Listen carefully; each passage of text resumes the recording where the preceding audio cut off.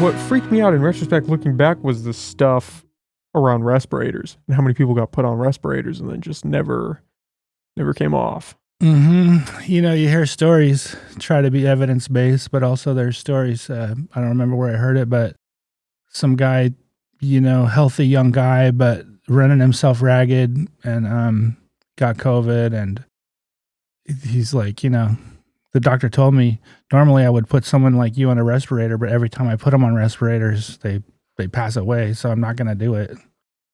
He's like, I'm glad that's not what I'm you glad want to he hear. didn't. Yeah. Yeah. What was it like for you guys during that? Were you did you For guys stay physical open? therapy? Yeah, through COVID.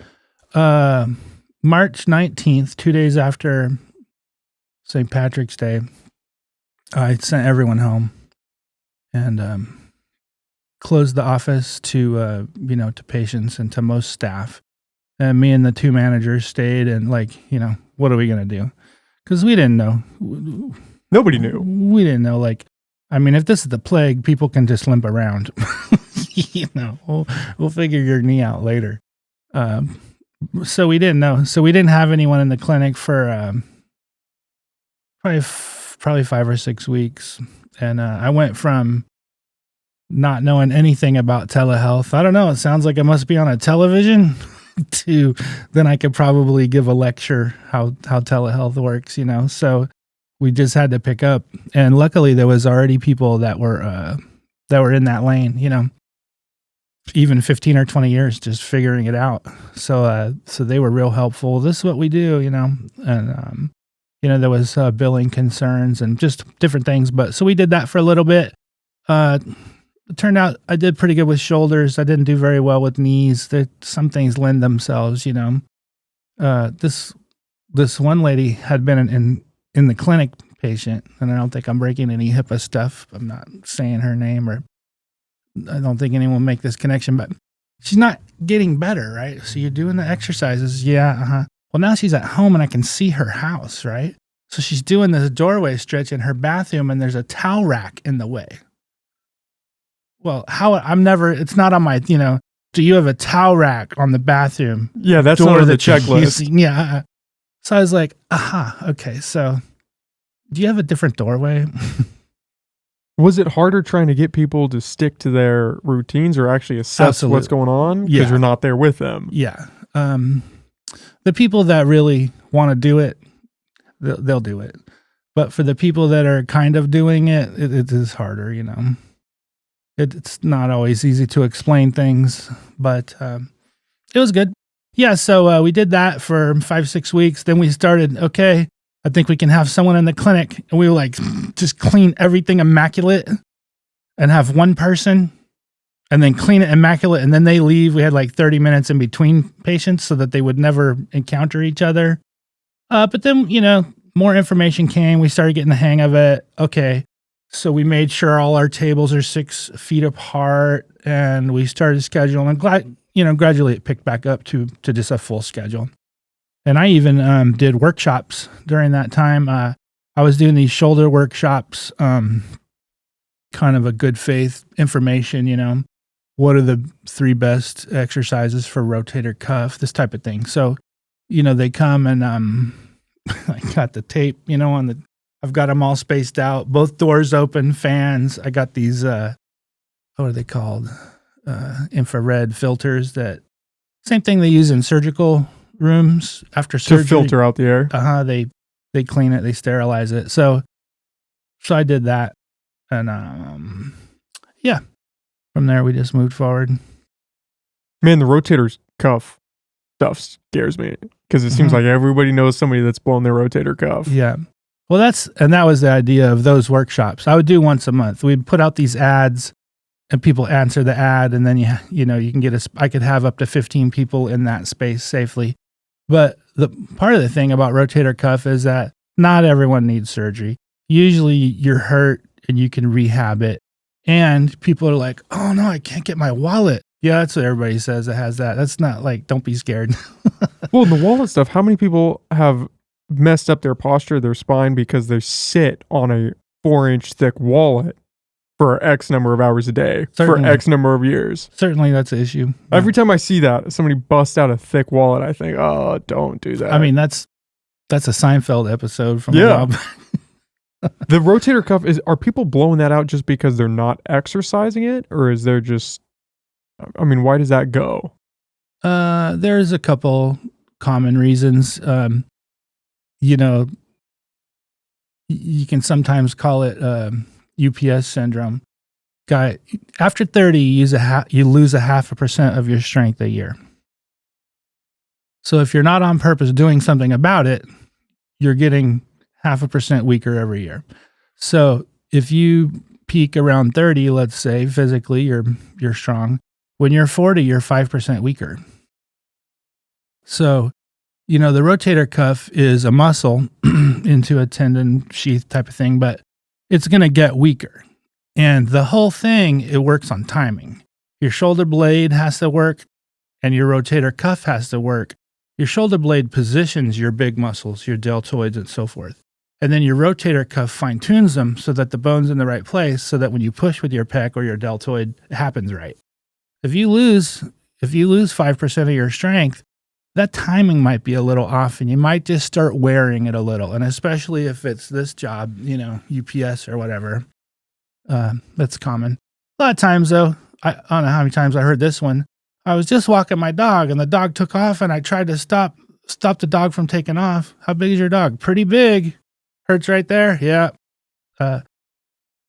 It's usually the activities you do, you know, combination of things. I didn't even think about somebody getting jerked from their dog and that messing with it. Yeah. That's So the answer is if your dog takes off on you, push Well- down. Don't hold back like that. or just train your dog so it doesn't do that. Yeah. Jesus. Yeah. What are the big ones that people are coming to you for? Is it shoulder injuries? That's what you hear a injuries lot. we see. Yeah. I'm known for sacroiliac stuff, low back, sacroiliac hips. That's what I do a lot. Of course, I work on ankles and knees and shoulders and stuff. Spine, headache is what I do a lot. There's 4 physical therapists in the clinic. And one lady, Nikki, she's from Detroit. She used to work with the Red Wings and the ballet over there. So she's great high-end exercise stuff, you know. And then Mona Lisa is another one. She is great with these injuries, kind of like me, that took a long time. Classic patient for me is, you know, 7 years ago, I fell off the roof and my neck, shoulder, hip, knee, and ankle hurt. That's not like an ankle sprain or a rotator cuff. Oh, you got this? Okay, there you go. You know, 4 weeks, 6 weeks, 3 weeks, you're done. That's a project, you know. What hurts? Everything. Okay, so she's pretty good at that. And then the 4th physical therapist is Carly. She's been out of school for about a year. She played college basketball. She wants all the dynamic, you know, stuff. So we're, you know, knee surgeries, ankles stuff, and Nikki and Carly, they coordinate with the trainers at Cal Poly, and so we see a lot of their patients, a lot of their student athletes. Yeah, I would imagine that's a steady flow of people. I was playing basketball and tweaked something. Yeah. You know, I'm curious. I was, of course, watching your podcast. It's like, you know, what is this? You have a lot of interesting guests, but I don't know if I'm in that. How did you come on to me how did I come on your radar? Well, I would throw you in that interesting. Well, we'll talk after, but I would Okay. put you up there right now. Okay. I mean, physical therapy, I've had a couple buddies on who do that. Tyler Evenson, he's, I think, going back to school for it right now. And it's fascinating. I'm a guy that's always in the gym. And so you're always seeing people who have blown something, or you're looking at their form thinking, oh, there's no way this is going to end well. I was watching the guy the other day who was probably in his late 60s, early 70s, doing some deadlift, but just completely hooking the bar up. And as he's bending over, I'm just thinking, this is how you lose your lower back. This is where it ends for you. What are you doing? Yeah.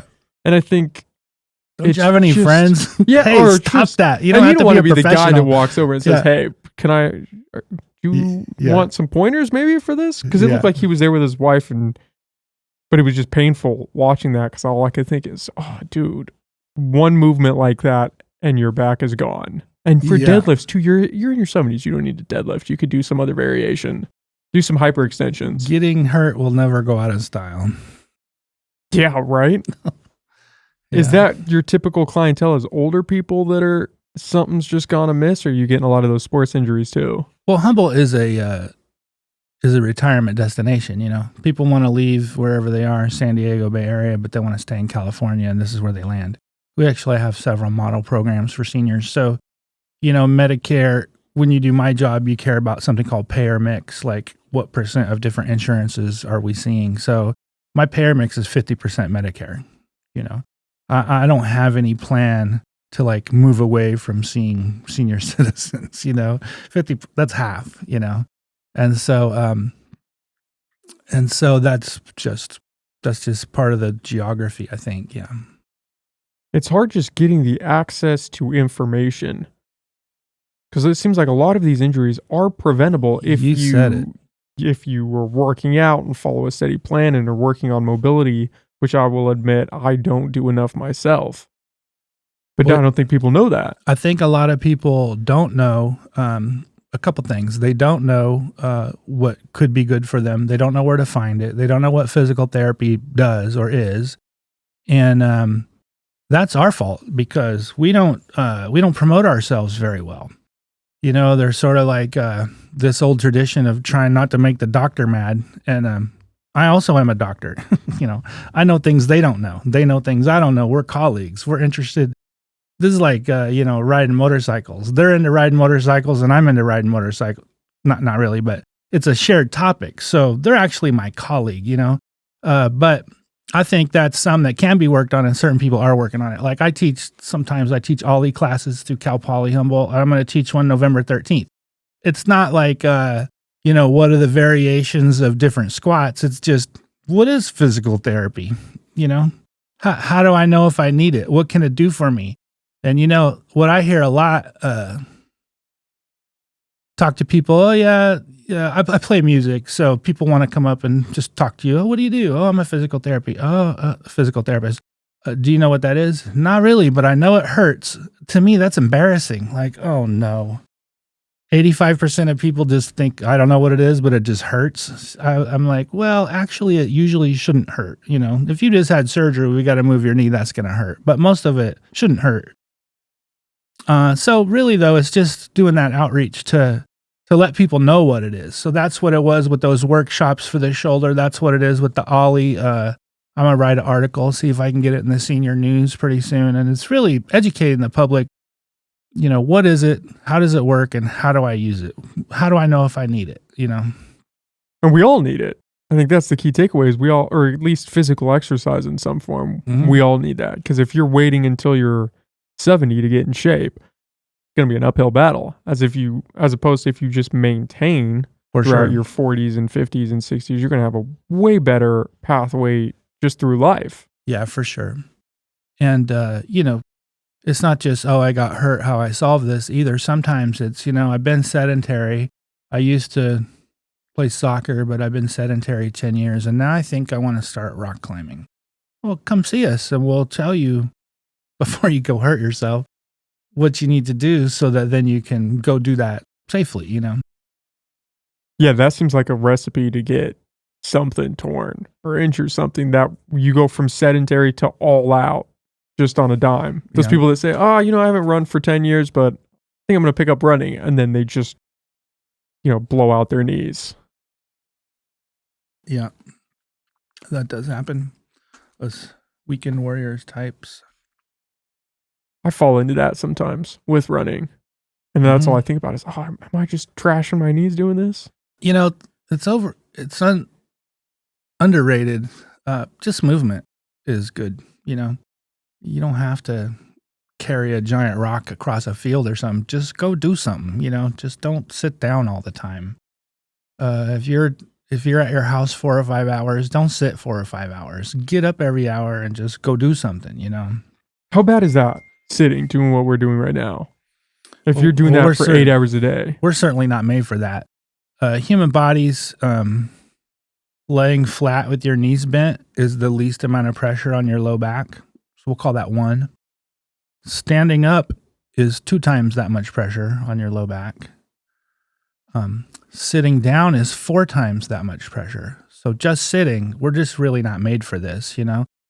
We're made for lounging. Your mom might say sit up, but really we're made for lounging and then getting up and walking and running and then lounging. That's what we're made for. We're really not made for these constrained positions that a lot of us, you know, work in. It's one thing I like about physical therapy. You know, I'm working, I'm moving. I do sit at my desk and then I'm working and moving, and it factored into why I wanted to do this, you know. Do more admin now, so I'm at my desk 3 days a week, which is, it's good and bad, but certainly it's something I thought about when I was thinking about what I wanted to do, you know. Those 3 days that you're sitting, are you just thinking about your lower back? No, I have a lot of propping where I change my position and I make it where it's not problematic, and I do stand up. And recommended if somebody is sitting in a chair all day, is to kind of slouch, I guess you would say, or lean back a little bit more than you should? You know, you want to be positioned. You want your weight on your bottom and also on your feet. And you know, like how we're sitting right now, our arms are supported. But if your arms aren't supported and you start sagging, you know, it'll forward. Get you. Yeah. And some of it is just this being in the same position, you know. If you can at least move a little or stand up or change your position so you don't just keep wearing out that whatever that structure is that's holding you, you know. Yeah, the lower back is another aspect that worries me too. Going back to the deadlift thing, is it? Do you have low back pain? I don't. I've had lower back pain in the past, probably from poor form of, you know, doing back squats or deadlifts. But it's something that's always on my mind, especially doing those movements. Mm-hmm. Yeah, if your rear end is like the steering wheel of your body. So if you're bending or picking things up and you make sure that your butt is the thing that you feel working, you're probably all right. That's a good probably rule of thumb. Your butt is driving. Mm-hmm. Yeah, whatever you're picking up or however you're hinging. I have a friend, his daughter is, you know, does ballet. Every time she bends over, though, she bends right here and she probably doesn't want to stick her butt out because it looks like something. But I just have to get people to get over that. Like, just get over that, because otherwise you're going to be fighting an injury that if it took 10 years to develop, it's not going to go away in 3 months, you know? Yeah, the bending over to pick something up, everyone just cuts it right at your waist and just tilts forward. Yeah, little kids don't do that. So what happened, you know, 80% of Americans will get a back problem. 80%. I'm not saying how severe it is, but 80% will get a back problem. 60% will never know what happened. They didn't fall off the roof. They didn't get in a car accident. They're just like, what? Now I'm hurting? And so a lot of that is just how you move and some basic, simple stuff, you know. The older you get, the more you're going on habit that you've developed. So getting those habits early, like PE, okay, badminton. Well, I'm 52, so I don't know what they do in PE anymore, but all the stuff I played, yeah, I guess that's fun, but it's more like a time filler. Go do something. How about having a relationship with the ground? That seems like a good PE topic. Or even Tai Chi. I've taken Tai Chi, and it's not enough of like an exercise for me, but you leave there, your steps are exact, you know? And I just don't see people that do that a lot getting a back problem, you know, unless they pick up something too heavy or something. When you say having a relationship with the ground, what do you mean by that? Like laying on the ground? No, gravity is sucking us to the ground, and so it's pulling on all parts of us. Right now, if I want to answer specifically, 90% of my weight is on my bottom and 10% is in my feet, or some percent is in my hands too. I know where the ground is. I'm not doddering along, tiptoeing, not sure. But that does happen, you know? So how you stand, how you move, when you get older and have balance problems, sometimes people are falling because they don't walk all the way to the chair and turn and be ready to sit, you know? They're not paying attention to the ground and what it's doing to them. I did jujitsu for years too, so the ground is, you know, you're comfortable gravity with the ground. And the ground is something I think about, you know, yeah. Like we're especially when you're getting I'm thrown trying to throw to the you ground. Down. Yeah. I think of that old cartoon. The bulldog has Sylvester. the cat, Tom and Jerry, and he's just pounding him against the ground. To me, that's what jujitsu is. So that's a relationship with the ground, right? He's sturdy, and he's using it to hit the cat against him. But really, that might sound like an odd concept, but that's, people need to think about that. Like, okay, am I feeling my forefeet hurt? The front of my feet hurt. Why? Am I weak? No, you're not weak. You're leaning forward. Don't lean forward so much. Yeah, could it be that simple? Is it that simple? Sometimes. I have a patient right now. Her feet hurt. And I show her, we have a posture station, see how you're leaning forward? All your weight is on your forefeet. Give your heels a chance too. Plus, you're only using your knees when you're on your forefeet. If you put some weight into your heels, you use your bottom more, which is the boss. It's a better thing to put some weight into. And she'll come in with pain. We'll get her squared away. I have her do some sit to stand. A lot of my exercises are the most simple. Sit to stand, but I nag and, micromanage how she does it. Okay, this is not the boss. This is the boss. And then she does it a little. Okay, good. Now walk around. Your feet hurt? No. There you go. So if I can show people real change in them, then they're more, likely to buy in. And really, if I can't show real change in them, maybe I don't know what I'm talking about anyway. This shouldn't be something that you have to just believe. You should see. I feel like we should all put pressure on ourselves that visit. Okay, where do you hurt and how much to start? Okay, we did some things. Okay, where do you hurt and how much at the end? There should be a change, or maybe I didn't do anything, Are most people seeing results that fast? They can Yes. come for one session and notice some level of improvement. Unless someone is really inflamed or has a serious problem that you're working through, I hope that every patient shows progress each visit.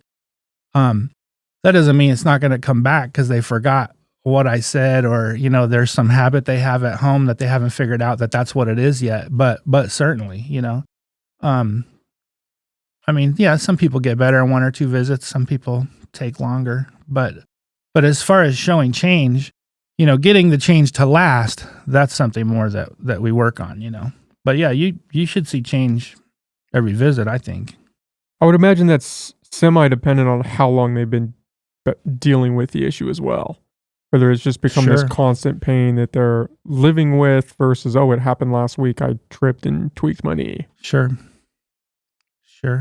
A lot of backs get better in 3 months anyway. Just naturally. Mm-hmm. Now, are they better? 100? Is it going to happen again? I don't know. But like the complaint that they complain about is often gone in 3 months. Now, we'd be interested to know if that's better, or just you've adapted to the pain level. Right. And usually it is that they're not hurting as much. But that is an interesting a topic about research. You can only learn based on the questions you ask and what you measure.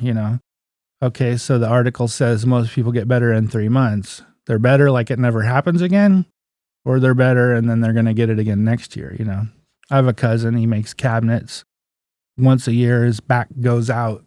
He's got an L4 disc that bugs him because he's bent and loading all day, So he's strong and he's good at it, but it gets him every once in a while. So is he better in 3 months?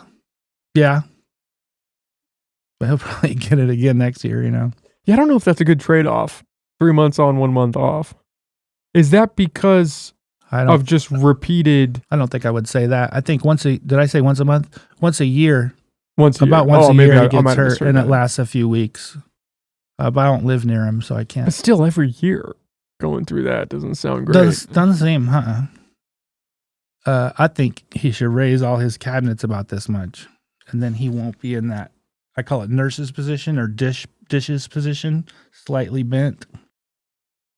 That's a position that inhibits our stabilization muscles. So unless you on purpose pull your belly in and make sure you're using your bottom, that little bent position is almost worse than more of a squat because your body's just not trying to take care of it, With a position like that, are those sustainable throughout a lifetime if you're using proper form? And the problem is that most people aren't? Or is it just being Yeah. in that position is bad for your body. And it's just the repetitive nature of going through that time and time again.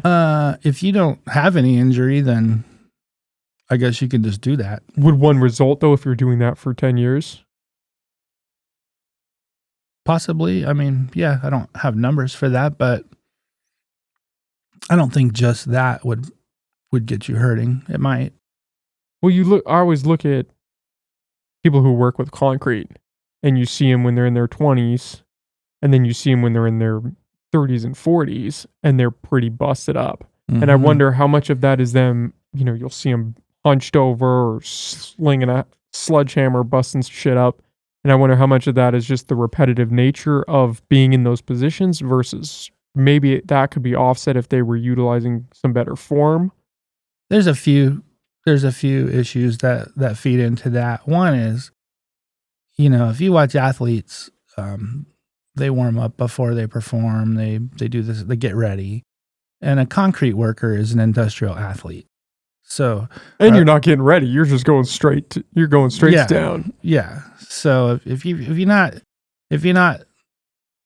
a professional basketball player, there's a whole workout that goes with that to minimize damage. If you're doing construction or concrete, there should probably be a routine that goes with that so that you can do it and not break yourself down. And the fact is, that's hard. Concrete is heavy. It's hard. I mean, that's bound to tear some things. And you just probably got to know that you're going to rehab some of those things because that's just the nature of the job. Yeah. I had a young gal that she was a farmer. And I was like, well, you've been really beating your body up. She's bent over in a field all day. She goes, no, I'm not. I'm farming. And I'm like, I'm not saying farming is bad. I'm just saying this is a tough thing to do all day for many hours, Maybe there's some other things you should do too if you want to do that, Yeah, there are different levels of toughness, right? There's tough working as a farmer or working concrete, and then there's tough sitting at a desk for 8 hours in a chair. Yeah. Yeah, for sure. Being able to put up with pain is good and bad. Probably gets people that have that ability far. But using your brains a little and trying to think of how you do it is probably going to help you. Yeah, long term, right? Yeah. I would imagine that's another aspect of this problem is toughness. People just toughing out a problem and then it compounds into something else or they're overcompensating. Yeah. Patients, people are different and I'm a self-starter or I would never have done all this. So I never as a new therapist, I was like, show me your homework. What homework? The stuff I gave you last time that when you did it, your pain went away. I mean, why wouldn't you be doing that all the time? You're here, you're paying me money because you're in pain. But I don't necessarily talk like that. It's like, okay, there's that old Cream song, what kind of fool are you? So what kind of fool am I? What kind of fool is this? Is this a go-getter? Like, is this a runner that is not going to stop running? Or, they don't feel good about themselves if they don't run 10 miles 5 days a week. Like, think you could back off to 3 miles or what can you do? And some people you got to threaten them. Some people you got to cajole them. Some people you really got to praise them. You're doing so great. Yeah. It doesn't hurt when you do that. See, you're doing so great. So it's just a matter of what kind of fool you are or, who you're dealing with. Yeah. Yeah. You have to pick your battles, right? That's a people thing. Yeah, for sure. Yeah. What am I gonna focus on here? Some people, they'll never get exactly what I'm trying to say, but so what? None of us looks like the poster, that's why we make goals. Like, okay, what are your goals? Your goals are to put away high dishes in a high shelf, drive for 20 minutes and sleep. I don't care if you do it exactly perfect. If you can do that stuff with no pain, then we did it, Or I could probably work on everybody at the grocery store for a year if I, if I was trying to get so granular with everything. So, what people want out of it also steers what we do, Yeah, some people probably want to just get good enough that they can go back to what they were doing. I think that's realistic.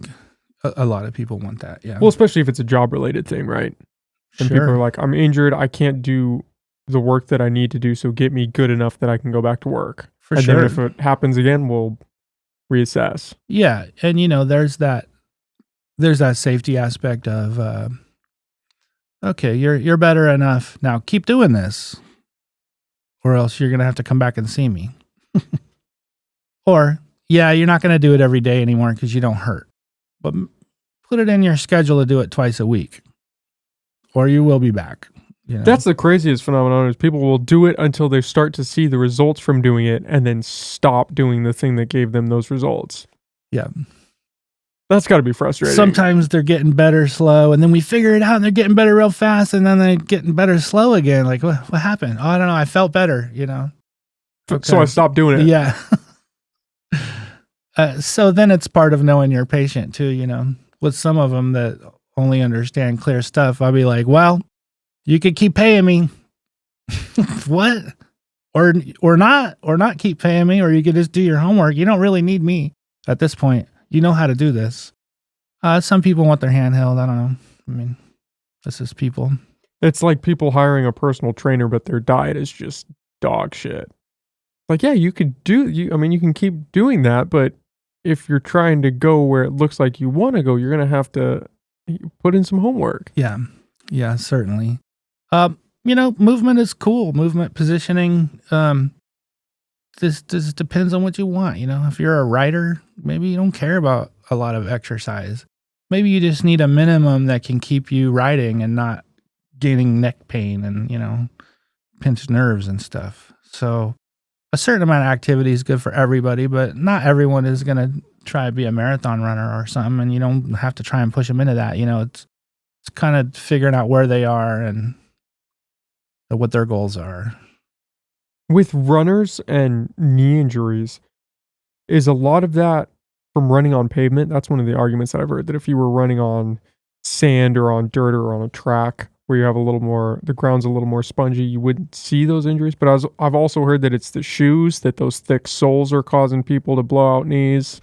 There's a lot of factors, sure. Running on a harder surface is harder on you. It just is. Your shoes matter, How much you weigh. Sure, how much you weigh. A couple decades ago, all the running shoes had the thick heel. Then it turns out that that's a thick pivot point. When you hit it, knocks your foot down. There was a big craze of flat foot running, trying to wear those minimal sole shoes and not go heel toe. And it's really just depends on the case. You watch someone and see what works for them. The guy that holds the world records in marathon is totally pronated, and he's a flat foot runner. He's not a heel toe runner, but he set all the records, and he doesn't have any more injuries than any of the other runners. So I guess that's what works for him. But we just don't really know a lot. We're still learning. Yeah, we're still learning. A meniscus tear in a knee, getting surgery is a 50% success rate. Like, okay, so sometimes it's probably like trying to get that runner to stop running. Well, you've had surgery, so stop running for a little bit. We're still learning. Yeah, we're still learning. And let's see. I went into PT school in the late 90s, and the 90s started the evidence-based era. And it only started in the 90s? That's not very long ago. There was all kind of old wives' tales.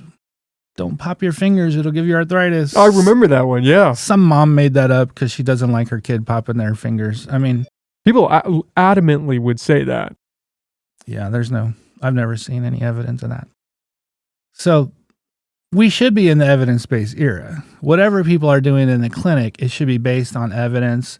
And that doesn't mean only articles. That means articles and your understanding of the material and like a blend of them. But, this is the 20s. This is 30 years. Evidence-based practice should be anybody that does any kind of job like mine, doctor, nurse, physical therapist, whatever, chiropractor. They should be paying attention to evidence and knowing what articles that their stuff is based on, and be able to discuss it. Your clinical judgment is important, but it should be based on that. Is that something that you think the field is still trying to catch up to? Is the changing evidence? Um, newer newer professionals adhere to it pretty well. Older professionals either do or they just do what they've always done and they're happy with that. But I don't know. Um, COVID was a big topic, and coming out of the evidence-based era, I want to see some evidence on all sides. If you say this, let's see your studies. If you say this, let's see your studies. Let's get both of you to talk about this. Why don't you compare studies so we can actually know what's going on? You know, when you do my job, when I went from being a physical therapist to being an owner, I thought I would have a hat and then put on a second hat, but it's really more like 10 hats, 10 more hats. So one thing I have to do is marketing, 3 physical therapy clinics failed and shut down in Arcata, which is where I am, in the 2 years before I opened. So you can do it wrong. And so then I opened, and I think we had 2 clinics, and we got about 8 now. So there is some competition, and you could be great all you want, but if nobody comes to see you, it doesn't matter. So marketing is part of what we do. And where was I going with that? What were we talking about right before that? Changing information, changing practices. Yeah. So one of the marketing guys that I pay attention to is Simon Sinek, Sinek, Simon Sinek. A lot of great marketing ideas. And he said a couple years ago, the age of the narrative is on us. Let's say 15 years ago, the people that could program that computer, or the people with that technical knowledge, or the people that could mill that piece of metal just right, they were valuable because we can't do it without them. A lot of science is well established now. How to mill that. This is a sheet, go down the thing, And so if only one person knows how to mill this piece of metal for this bike or whatever, they've got a sustained competitive advantage. A competitive advantage is what any business person wants, and you want a sustained competitive advantage so that you can plan your resources and how you want to do it. Well, if you have the technology and it's a sustained competitive advantage is sustained because it's hard to get that. If I've got a new treadmill, I might have a competitive advantage. It's not sustained though, because the other place could just go buy a treadmill. Now we both have them. So, in this era that we're coming out of into the era we're in now, it was science. It was technical abilities that created supply and demand. Well, I have this and you need it. Now that a lot of that stuff is more widespread, is what Simon Sinek says. It's more the narrative. You've got to sell it. You've got to get people to pay attention to your piece of metal that you milled, because there's a bunch of people doing that. And so, from a business standpoint, that's good for us to note. From a social standpoint, that's terrible. Like, I want the scientific, technical people deciding what to use, which vaccine to use, which whatever to use. And I want that to be known and on the table. I want us to all see that, It shouldn't be a mystery. There's evidence is not evidence. There's grading criteria, and you can look it up, like 8 criteria of good research or 10 criteria, whatever people use. Whether where the sampling is blinded, or there's lots of things that make good evidence or bad evidence. And we should be able to get good evidence on whatever the new thing is, whether it's heart disease or COVID or whatever it is. Okay, let's talk about it, Let's lay it out and know, because, the age of the narrative might just knock back that age of science a little in a way that we don't like. Well, yeah, I think COVID showed us a lot of that. Yeah. Of competing narratives and science being fallible in some ways. Or not even science, but humans being fallible. Yeah, the experts said this. Well, where's their article they based it on? Because they're not smarter than me or you or whoever. They know about that topic. So how'd you get there, And I should be able to explain how I got there with my physical therapy stuff, So it's a thing that I have my eye on right now. Narrative is important. It is, but it's not the only thing. Do you think that was happening with PT as people were kind of guarding research to try to maintain that advantage, or I think in PT it's just a progression of I would say the research component in clinical practice for physical therapy, it's a matter of the people that didn't come up in that era don't have those habits. The people that have come up in this era, they need to stick to what they were taught and not just get comfortable and do what they always did. So now we're back to people stuff, who's going to do that? I think a lot of newer PTs do that, My gal that's out of school 1 year, I can't just tell her this is the best thing. She wants an article. Here's the article. That's why it's the best thing. I'm like, yeah, that's good. but that's good to have that. To have Yes. somebody saying, "Hey, okay, let's look at the research again." Yeah. Yeah, I'm her mentor maybe, she did an internship with me. I went out of my way to make sure she could do an internship. She's from back east, the middle, Indiana. She's from Indiana, but she just loves the West Coast and she loves it here. So she called me and wanted to do an internship. I made sure that she could. I was her host, and then she has decided to come work for me. Even so, she's not going to just believe me, She wants to see the evidence. I think that's great, That's great. Well, it keeps you sharp too. Sure. You're like, okay, let's double check. Let's make sure this is still the best method to be using. That's a great point because I think you mentioned Joe Rogan once. And he said something I thought that was really cool. He's like, I got to be careful about believing things, especially if I want to believe it. If I want to believe it, that's when I for sure have to be critical. Oh, this falls into my narrative. Yep, I was right. Well, don't just do that. You owe it to yourself to make sure that you're using critical thinking and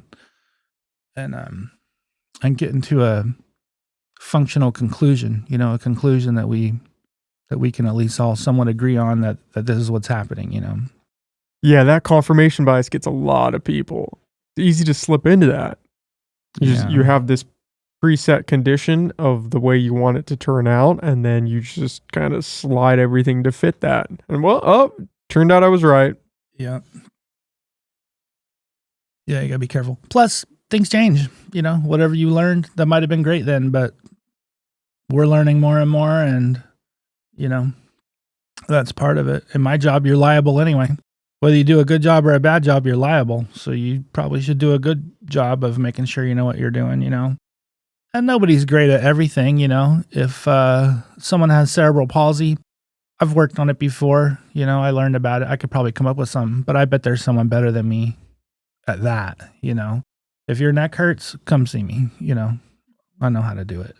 I drove from Fresno to Sacramento once a week for a year on a Wednesday night to take this manual therapy course. And, a lot of necks and backs and stuff. So I know what's under my hands. I'm not guessing with that, But that's part of this class I'm going to teach in Ollie is shopping. It's like anything. If you want shoes or shirt, you're going to go to eat, you look at the reviews. What? Nobody likes this place. I'm going to go somewhere else, So, I think,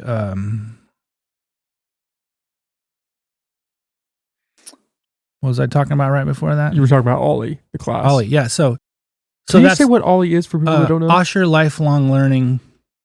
I don't know what the I part is. Osher Lifelong Institute. Institute. So many universities around the country have this program.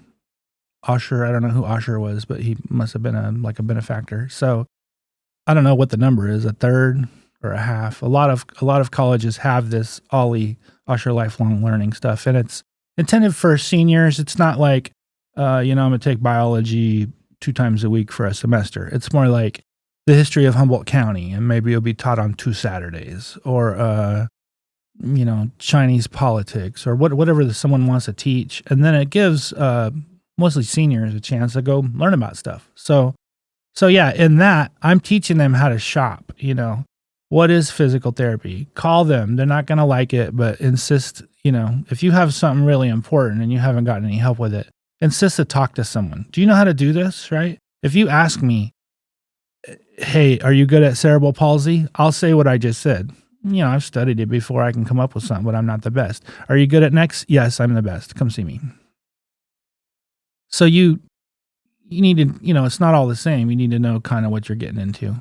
And in that way, reputation, it does help. If you hear of a place that people like going to and they usually have good results, then you want to go there. But it's worth asking. And, we're all too busy. We don't want to take that call. We're doing stuff, but it's worth making that call because, how many people they've been to 3 or 4 other people. Now they came to me and they finally got better because they have the thing that I'm good at working on, What do you make of chiropractors? Oh, you're asking the 49ers if the Cowboys are any good. But, certain amount of my patients say that their chiropractor helped them quite a bit. Those are my 2 answers. So, certain amount of my patients say chiropractors help them quite a bit. I'm going to have to think that a certain amount of them are effective and know what they're doing. At the same time, my experience with chiropractors has been you go in and they say you're out of alignment no matter what you have. But to me, that's what an evaluation is for. Let's see why you can't raise your arm. Is it because your rotator cuff is weak or painful? Or is it because your shoulder blade's in a bad position? Or is it because you got burnt in a fire 10 years ago and your skin has melted down onto your muscle? That's not alignment. We got to loosen this scar to get you to move, so little jab at them, but I want to see what the problem is and then work on it, not decide ahead of time it's because you're out of alignment. And I think the better chiropractors know that and do that.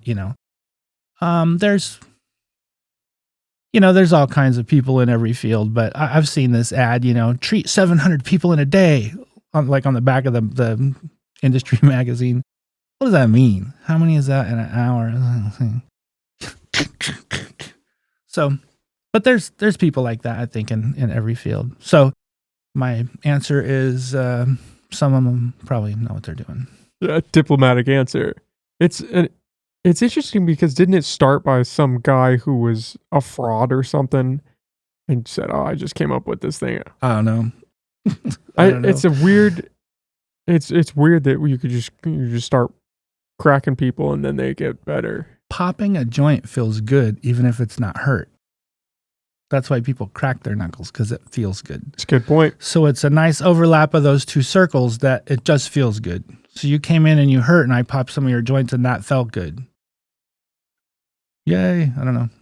A massage feels pretty good too, but it does. I don't know if I would go to that for a that's shoulder the other injury. thing. Someone stroking your hair feels good. So you come in, that's why we ask them, okay, what's wrong?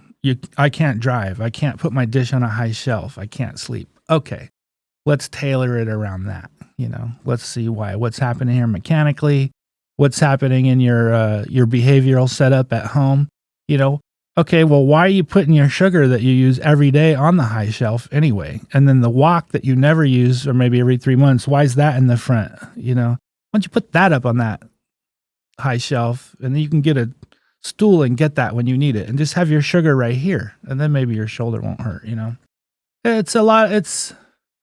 I'm throwing some words around, but it's movement. It's movement and positioning, and it's not always necessarily fitness or strength. It's, how's this thing work? We got this body. How's it work? And it's behavioral. A lot of it is just how you're doing stuff. One of the things people get is I mentioned I went to Folsom. Folsom Physical Therapy is that place in Sacramento that I drove once a week for a year. And one of the things they found is, this guy had his elbow was sore. It only was sore when he was driving because he rested it there and pushed it against this thing every day, all the time. That's not weakness or stiffness. He doesn't need to stretch or do exercises. He needs to stop doing that. He just can't take that anymore, And one of the instructors there, soccer, very fit guy, I used to kneel, and at Folsom, it's cement with a thin carpet. And so we all kneel, and we're learning whatever we're going to do, and then we go do it. He's like, yeah, you said kneel all the time, and now I can't anymore. I don't have a meniscus tear. I didn't blow out my ACL. I just can't kneel anymore. That hurts my knees to be in that position. And so sometimes tissues just get tired of something that's too repeated, or maybe they're over that. Okay, so he doesn't kneel anymore. He does it different. What do you make of stem cells for issues like that? Stem cells are changing everything, especially, a lot of athletes are more motivated to get that. And, it's not my field. It's not what I'm great at, but, there's a lot of regulations in the US, and I hear of stem cell tourism, people going to other places. Yeah, South America, there's a big push for it.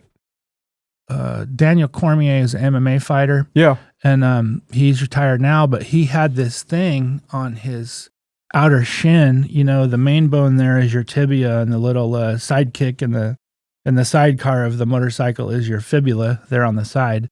And there's a spot where your sciatic nerve comes down, and a little branch of it hooks around that thing and goes down the front of your shin. And he had, if I have this right, he had torn that ligament or something where the little fibula connects into the tibia, and he was just having these knee problems that wouldn't go away. And I was thinking, you need to stop probably doing MMA for a little bit and let that heal, because I don't know if I explained it very well, but it didn't seem like a thing that you could just do some exercises and stretches and get rid of. It was mad. He went and got some stem cells, injected into that ligament, and 3 or 4 weeks later, it was over. It just healed. He was done. So it was a learning moment for me, even though he wasn't my patient. I'm like, oh, okay, so this is just changing everything. I saw a surgery. I watched a local surgeon doing a rotator cuff repair. And when they got there, they took some blood, went and spun it down, and brought it back, and they made this like goopy patch. And so usually you don't want to challenge a repaired tendon, right? Tendon is from bone to muscle, so muscles move bones with tendons. Usually you don't want to challenge a tendon that has been repaired for 6 weeks, because you'll rupture it. So, they're immobile, they're not moving it. But this surgeon, he took this goopy patch of blood stem cells, that they had pulled out of the guy's blood, plopped it on there. He's like, they'll be able to use that in 3 weeks. So cutting 2 or 3 weeks off of your immobilization, that's great. That's a pretty significant change. Yay science, right? You ever heard about people using that for shoulder injuries, for disc injuries? Mm-hmm. And it's crazy that it's not here, that we have some aversion to it in the States. Yeah. The U.S. healthcare system is a big flawed. Topic. It's just a big topic, I don't know. We see Medicare. I'm happy to see Medicare. It's 50% seniors here. They've cut what they pay us every year the last 4 or 5 years. I'll come sometimes switch back and forth between physical therapy and business, but the best businesses are medical products and IT products. That's like a 43% profit. That's great. The worst businesses are airlines. That's only a 5% profit. So even though it costs a lot to fly, it costs a lot for them to fly you. And so around the country, physical therapy profit is about 12%. Although in the past few years, it has come down. And so, Medicare is charging more for their premiums for the people that have Medicare, and they're cutting what they pay us. And there's a thing called MIPS, MIPS. It's a program where they want us to report what we do. We're not reporting on how much we got people better. We're reporting on what we do. Information that we talk about. They just want to know what we're doing. And the people that report the best can get a bonus. You get paid, I think, 3 years later for that year. The people that don't do the best get dinged. The money gets taken from the people that got dinged to give to the people that get the bonus. Now we're not even talking about how much percent of my weight is in my bottom or whatever anymore. We're talking about bean counting. I mean, I understand that they want to track what we're doing, so how could we make it better? But you can't pay us less and then make us spend a bunch of time paying attention to something that doesn't even have to do with this, So that's something for physical therapy that we deal with, like we used to have a physical therapy assistant.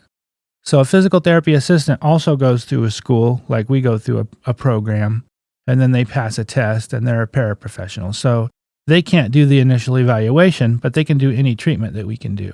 Medicare decided that they're going to pay them 15% less for what they do. Well, if you're thinking about our 12% profit margin, out of nowhere, it costs me more to put on a visit that the physical therapy assistant does than I make. Well, why am I going to do that?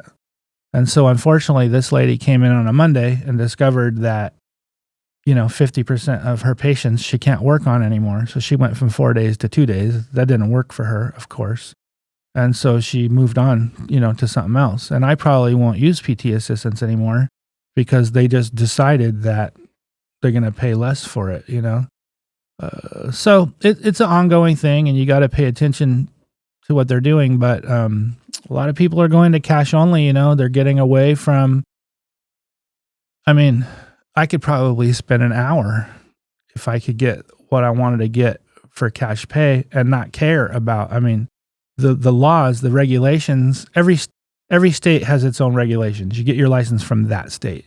So California has clearly laid out what their regulations are and what they say is legal. I just would like to do that because every payer, Medicare and all the other ones, they have a bunch of other rules too. Oh, we don't pay for that. We don't do this. You have to fill out this weird form. We'll give you 5 visits and then you have this complex thing to figure out. And for the most part, patients don't know, it's, they care about their job and their kids and whatever they're doing, maybe they're going on a vacation somewhere or their shoe is wearing out. They got their own concerns. And so it's a lot of work to go try and figure all that stuff out, and your neck hurts, I think at clinics that are on top of it, we're helping explain that too. It's a hard job for us, but if we can help them understand that better too, then that's one of the benefits they get. Are a lot of these changes just cost-saving measures by the insurance companies? Yes. Anthem Blue Cross has paid $75 a visit since 2002, something.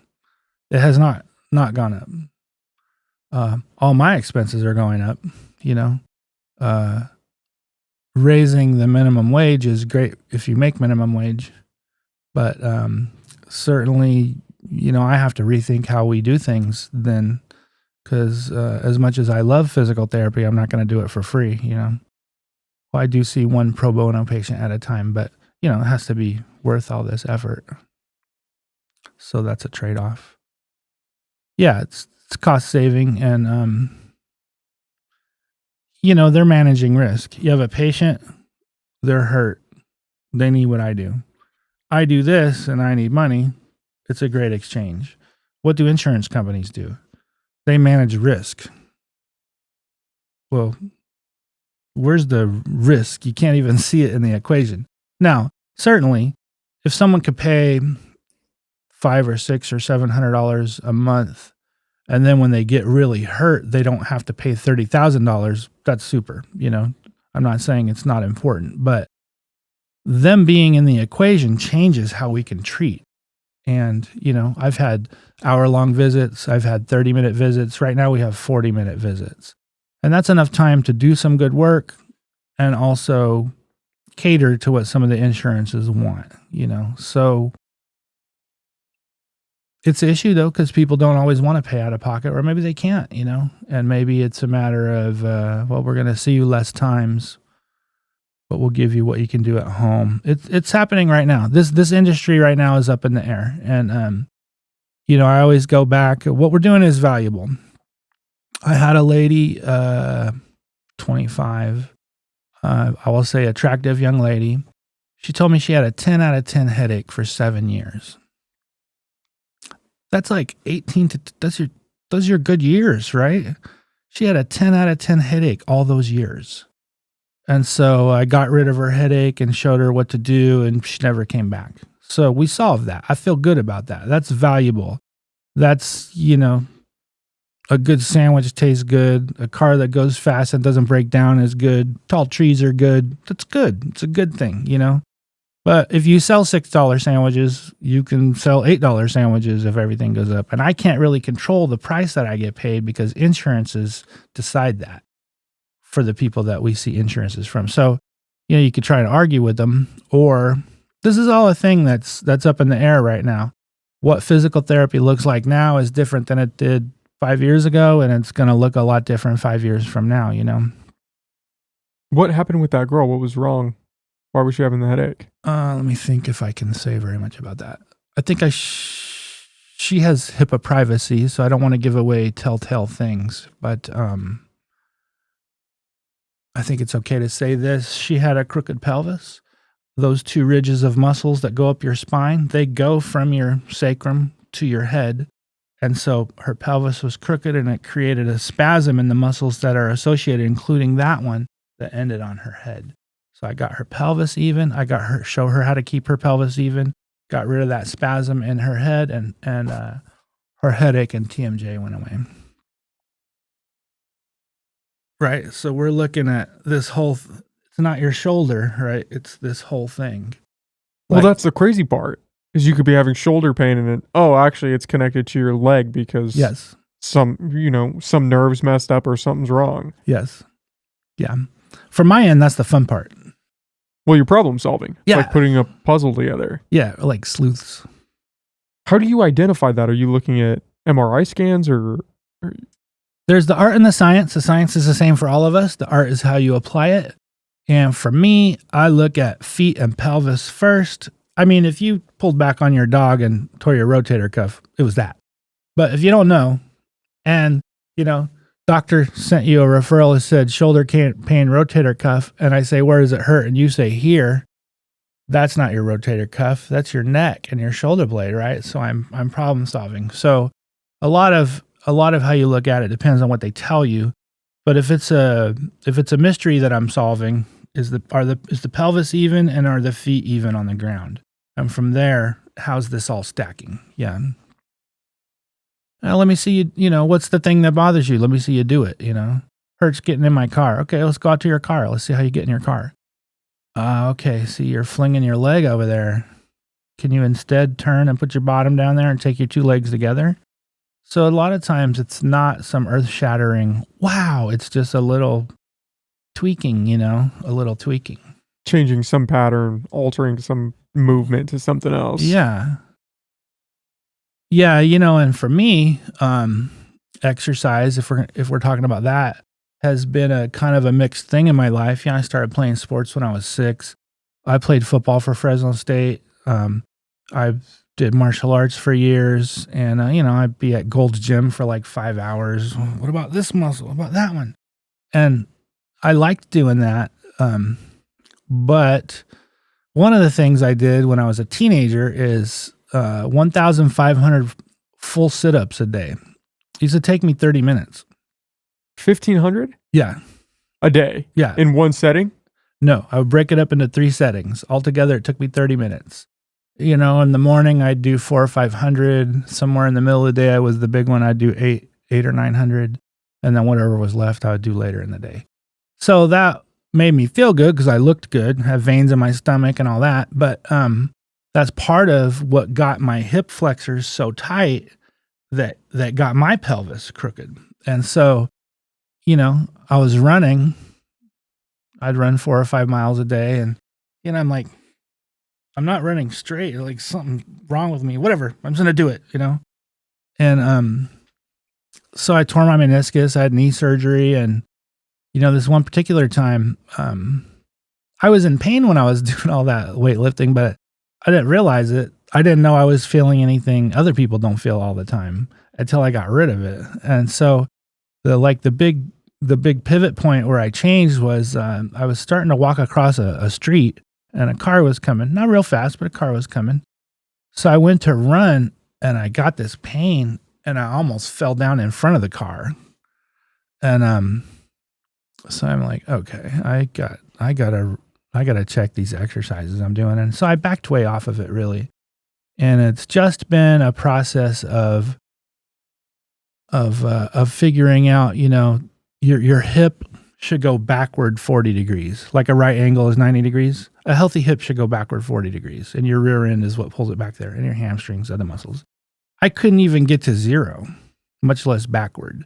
So here I'm doing all this hard exercise with terrible mechanics that I can't see myself. I can't work on myself. So I really backed off a lot of those exercises, but I've had people work on me now.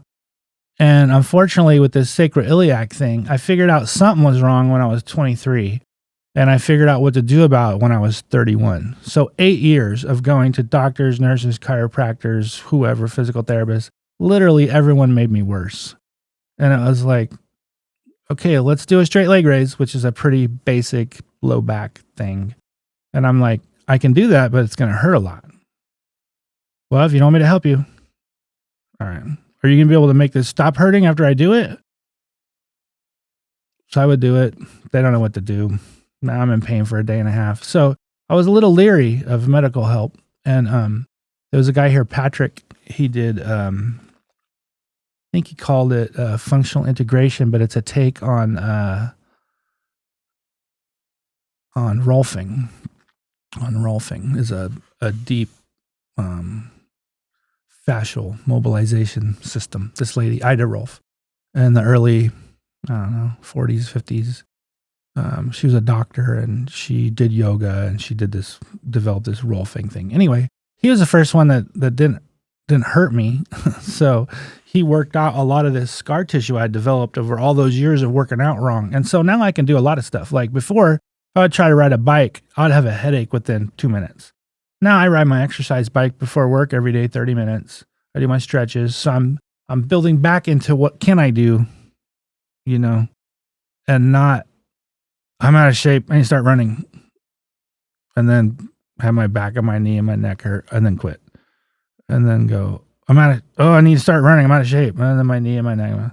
So I'm finally on a little bit different course than that and being able to stretch and do stuff that doesn't mess me up and also makes me better. Was that a form or mobility issue for you? I illustrate it.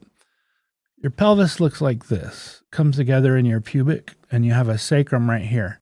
And these things pivot a little. Your hips come out and go down, and your spine comes up to your head, right? This pelvis is supposed to wobble a little as we walk and run. It's not supposed to get way crooked. But it's a common injury because the muscles that hold it together, it's not just ligaments. Any joint stability is a combination. I'm going to get in the weeds a little. Stop me if you need to. No, go ahead. It's a combination of passive support, ligaments, joint structures, things you can't control that just do their job, and active support, which are muscles, which you can control. And muscles are also on autopilot, but you can also control them. So it's an odd thing. Whatever you believe, you can ask when you get there why it's like this. But there's some wobble in these right sacroiliac joint, left sacroiliac joint, and pubic joint. There's some wobble in there. There's supposed to be. But healthy muscles that are not injured hold it together. As soon as you get injured, pain in that area, pain turns off muscles. If you have a nail in your bicep, you can't raise your arm. Now, some people train their brain to overcome that, but it's a safety system in our body. It inhibits things that are hurt so we don't use them. So if you get any pain in this midsection, had a baby, got your appendix out, usually you rake 1 yard, but you rake 2 yards and you're a little sore. You get a little bit of pain there and it shuts off the muscle that holds your pelvis together.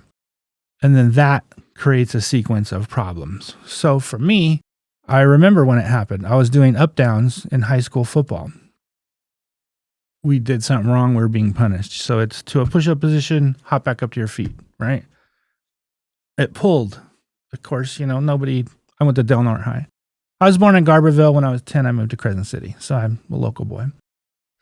So, I'm at Del Norte and nobody knows what's wrong. What's wrong with you? Nothing. I'm gonna keep running, But that's when it started, and it hurt, and it got crooked, and it got into this whole shortened thing that's been, the physical story of my life, of how I'm managing this thing and getting better.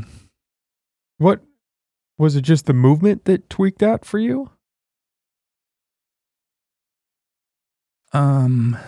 Yeah, because when you jump down into a push-up position and try to hop up, you're pushing with your arms and you're also flexing your hips forward. So if you were to stand straight and kick your foot forward, that's flexion. And so without being able to show you, it's hard to explain, but your pelvis has your femur, your thigh bone hooking into it. And your thigh bone, with all that leverage going that way, when you raise it, it counts on your pelvis being an anchor and staying together. But it does challenge it. So how sore was I at the end of football practice? I don't know. Like, not anything that would stop me, but there is some pain. Did that knock out those muscles? I don't know. It's been a little while.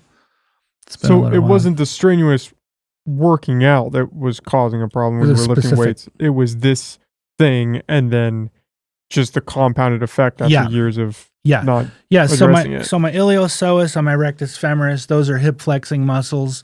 They're spasming because my pelvis is crooked. They're spasming. And I even played college football. I could dunk a basketball. I did all this stuff with my adductors and my calves more than my butt, because that stuff was inhibited for me. And so, a squat that would be healthy for anyone else, I couldn't really do the position right, but I would do it anyway, So it's not that working out is bad, is that I had a specific thing, and a lot of those common workouts were not good for me, but I didn't have me to coach me through it, Yeah, how many people are in that spot where they're still just pushing through the movements? Thinking, that's all right. Feels a little off, I've got some back pain, but everybody probably feels that. Yeah, there's a certain amount of people, that there's those people that you have to back off and those people that you have to motivate. When did it was the car? That was the moment where you realized, I need to address this. Almost getting hit. Yeah, and I was probably 26 or 27. Like, this isn't good enough. I'm running sideways. Whatever. I got things to do. I can ignore that. But almost getting run over by a car, I can't ignore anymore. I have to go figure this out, And it's crazy that this happened all the way back in high school. And then you're just... Yeah. I mean, I still worked out a lot until probably 26. I was still at the gym a lot. After that, I started doing martial arts, and I could make it work.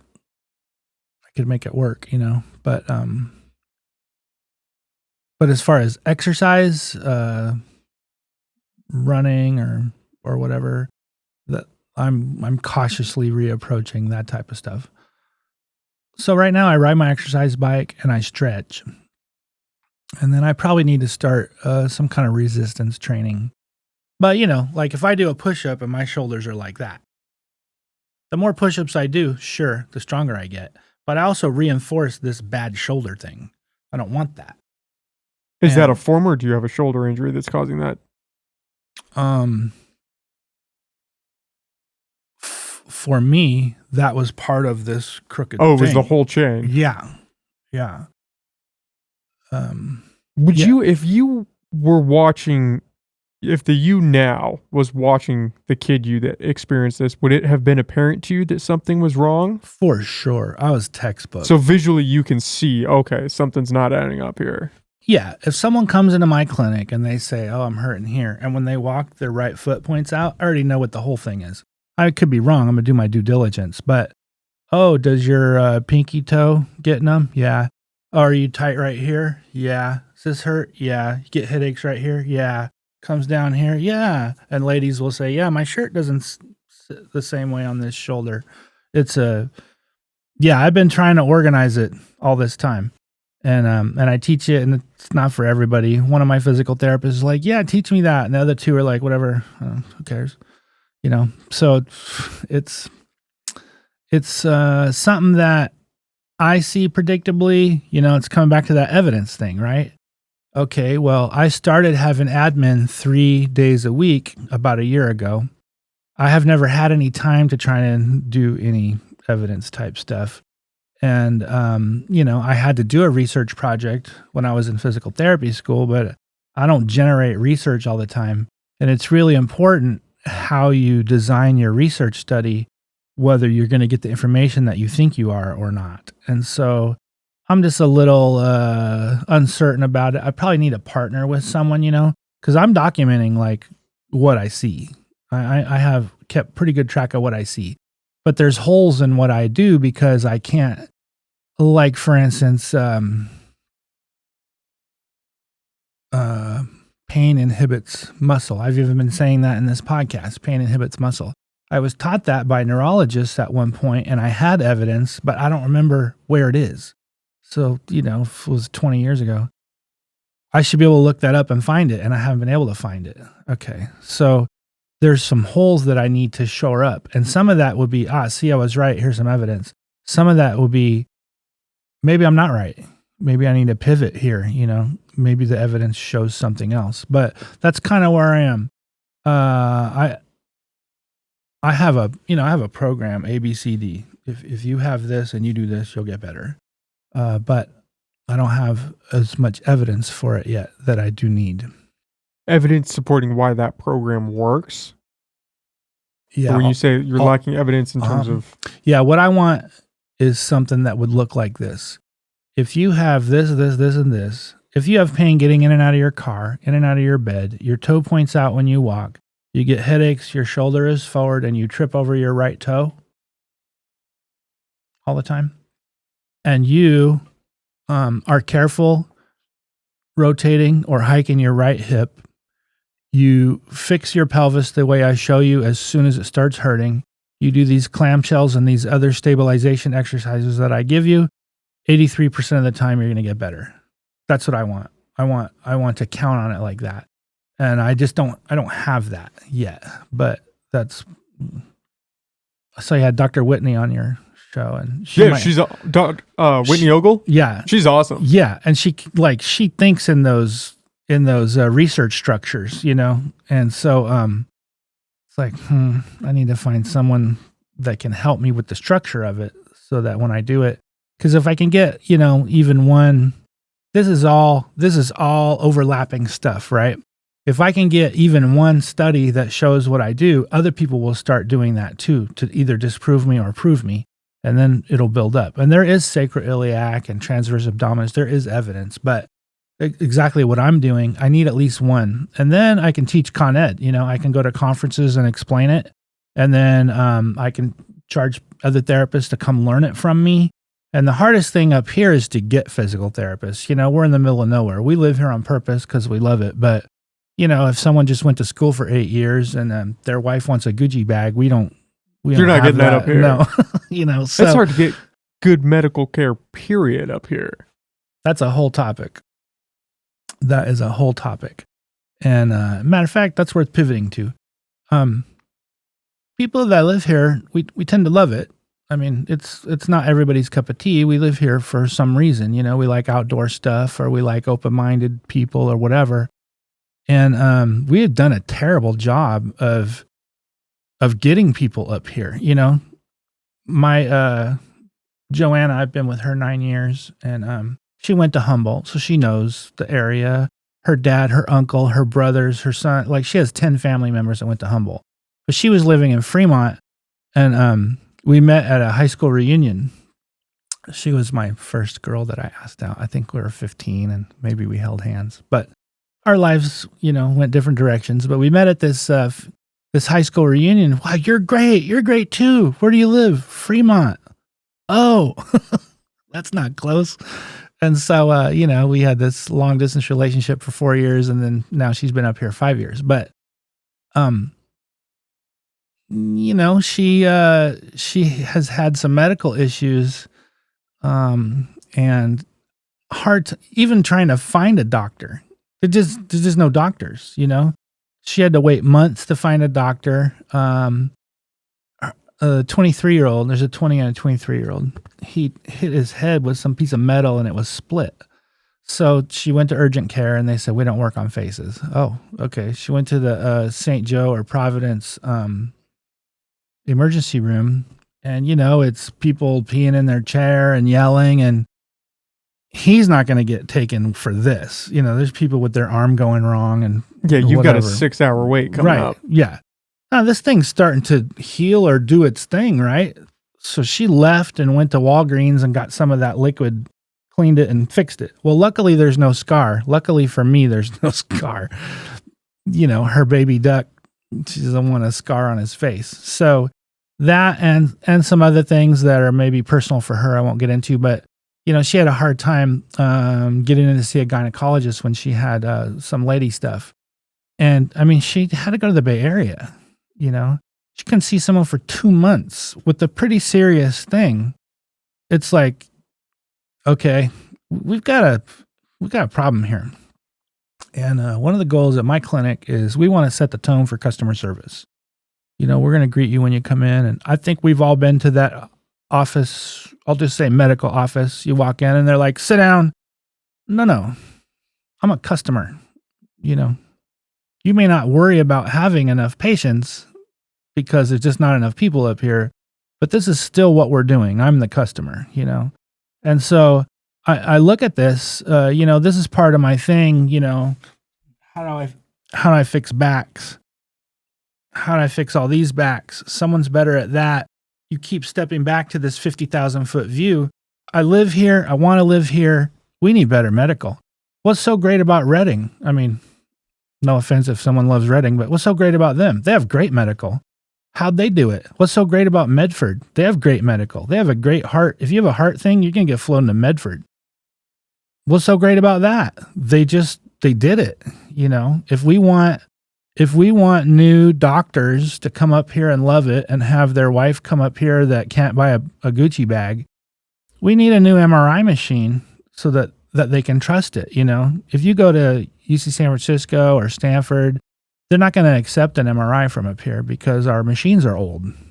Well, that's not a comforting thought. No. And so so how do they do it? How do they make, we used to have logging and fishing and those things are down, and like, what are we here? I guess we had cannabis for a while. Now everyone has cannabis. We didn't really seize that. Like Napa seized on the wine, Napa wine. Oh, cool.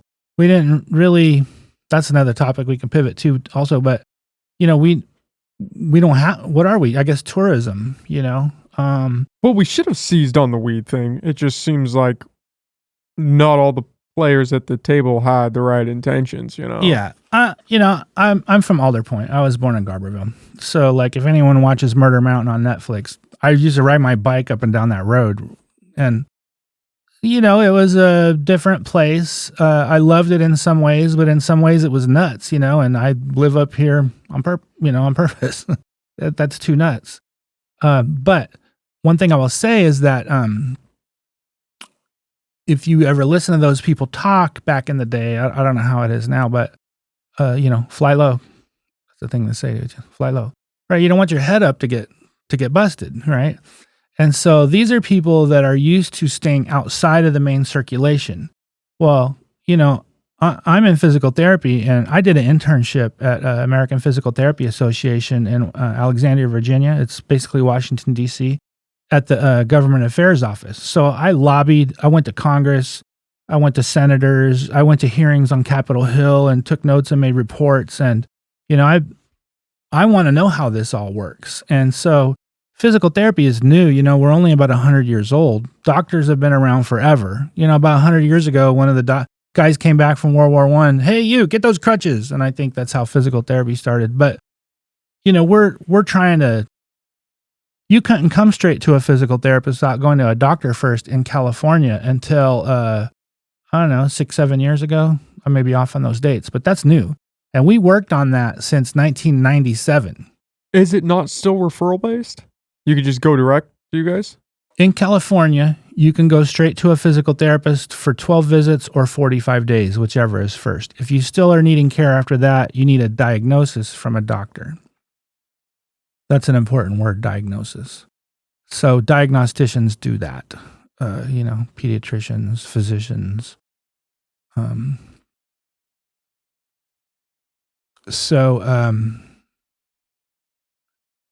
Yeah, I'm getting a little bit lost.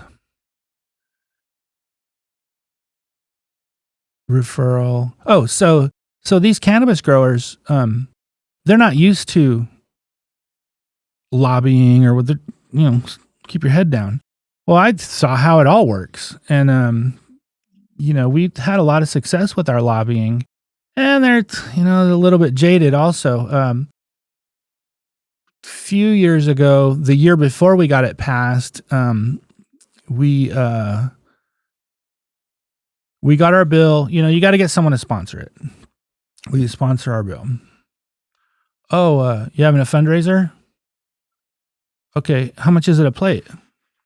$500. Okay, so if we get a plate at your fundraiser, we can come talk to your health liaison and introduce this. 3 plates. That's 15. How about 2 plates? Okay, we'll buy 2 plates. 2 of us will be there, and then we'll show you our bill. Not at that time, but you just go talk. You say golf 3 times. Yeah, golf. And then here's our thing. And then the health liaison goes and looks at it, and they decide if they're going to sponsor it. Once you have a sponsor, you start calling other senators or whatever it is. Hey, we got a sponsor. Will you sign on to support it? Oh, you having a fundraiser? How many? 1,000 a day. Okay. So then how many plates? So you get this whole thing, right? And they will introduce it into a committee. If it passes the committee, you'll go to the floor of whatever that is, the Senate. Passes there, go to the relevant committee on the House. This is California and U.S. Works the same. And then it'll go to the floor of the House. If it passes there, go to the governor or the president, whatever. So that's how bills get made. It turned into law. And so, we had this. It's called direct access, coming straight to the physical therapist. So we had this bill. We had it supported. It was in the Business and Professions Committee, I believe. And Elaine Chu, I might not be saying that name right. She was the chair of that committee. 4 people showed up to vote. 3 people voted for us, but she didn't. Her number one contributor was the California Medical Association. Right? They want you to go to the doctor first. So she tabled it. We won the vote. But she tabled it, which means we'll look at that next year, which means we'll never look at that if we don't feel like it.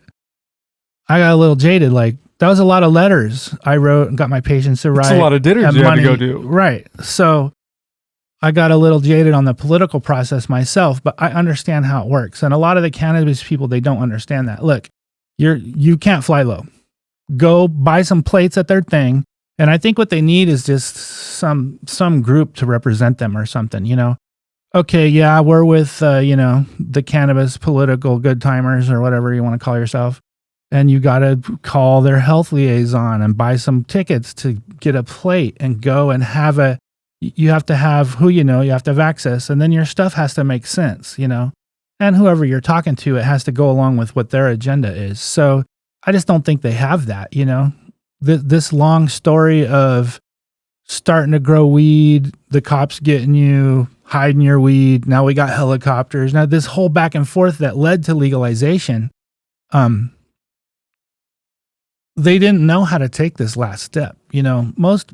Sure, there's some big ballers, but most of those people growing, they're mom and pops that just want to have a good Christmas, Got a car that starts. We can go to Hawaii this year. We can have a good Christmas. That's really what most of it was. And so those people just didn't know how to do it. And so, our 23-year-old worked at a dispensary. He said they had a $400 fee a day just to be open. Well, how many units do you have to sell just to make your fee? Much less payroll and rent and insurance. I don't even know what goes into that, But if you ask growers, they're not making any money. $300, $400, $500 a pound. And if you look at dispensaries, I don't know how much money they're making either because they're paying all these fees. So who's getting it? So, that's how anything works, though. That's how alcohol works. That's how cars work. Everything works that way. Physical therapy works that way. So it's this relationship with the government. Yeah, very one-sided relationship. So what leverage do we have on them, We sent the letters. We bought the plates. Elaine's, what's her name, still tabled our bill, So what's our leverage? I'm not a communist. I'm going to throw that out. So without being communist, how do we get them to represent us, because the leadership is. Well, I'm really getting into politics now. Yeah. Anyway. Well, it's the whole lobbying, especially, is such a grimy world. For sure. There's, I don't know the exact numbers, 100 senators and whatever it is, 400 or 500 representatives. There's 5,000 lobbyists in Washington, D.C., and some of them have unlimited budgets. And unfortunately, as a lawmaker or a legislator or whatever now, you have to pay. You might be better, but if you don't get your message out, no one knows. So spend most of your time scrounging up money to pay for your marketing so that you can be elected. Well, that's a tough situation, I don't want to stop seeing Medicare. Right now, I have rearranged to where what they pay works for me, but I don't know what they're going to do, Oh, we can't afford Medicare. I don't know. Yeah, it could change on a Why dime. can't we? You've been taking money out of my check since I was young. I mean, there's fees that go to Medicare. And, also, again, I'm getting political, but, well, what are we spending this money on? I was watching this thing. HBO used to have a show called Vice. And in Afghanistan, they were losing $600 million a year in stuff, trucks and tanks and whatever. They were losing it because they weren't guarding it. They were just letting it be stolen so that they would have to buy 600 million more of it the next year.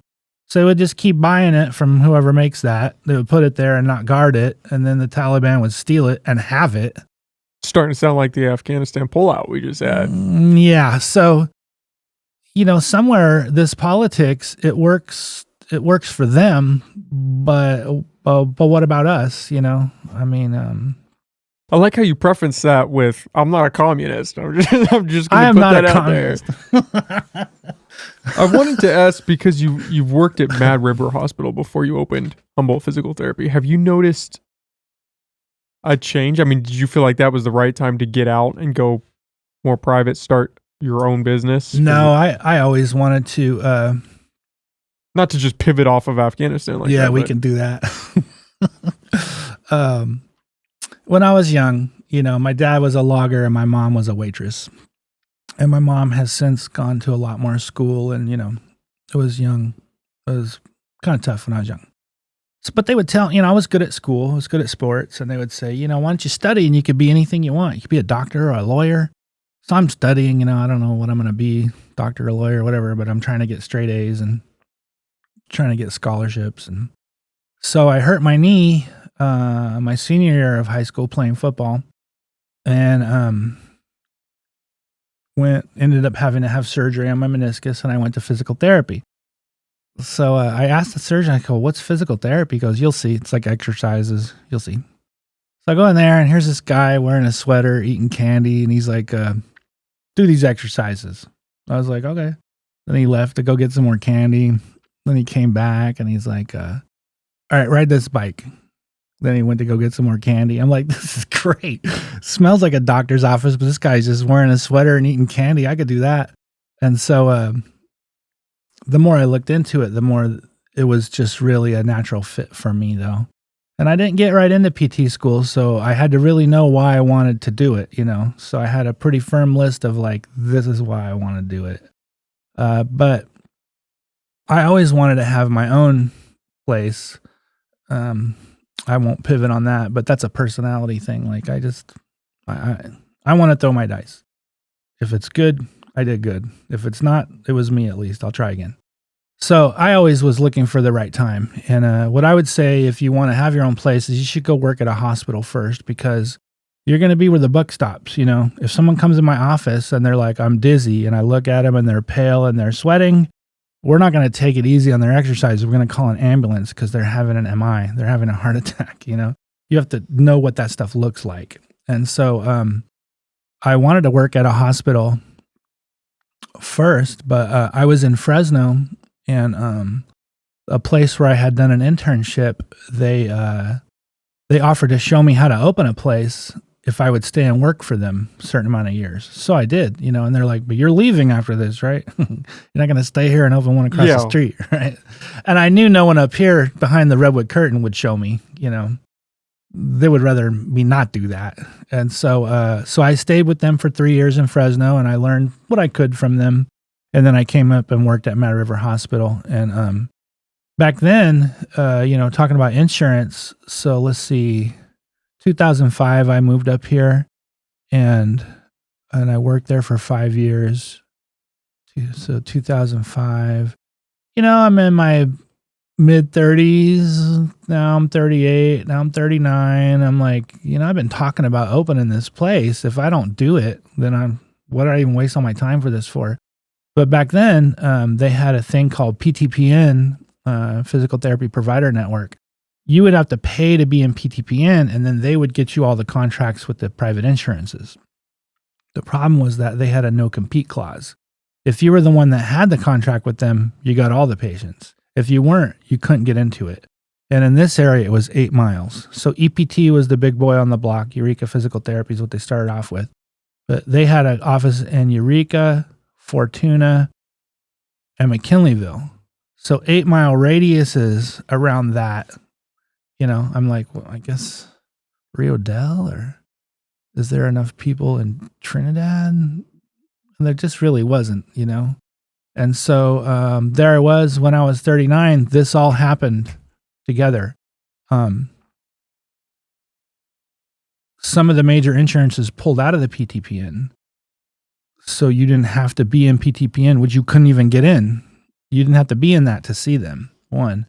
And two, EPT closed one of their offices right there on Gentoli, where I am now, where I had done an internship. And so that sort of opened the door for me. I think I was 39.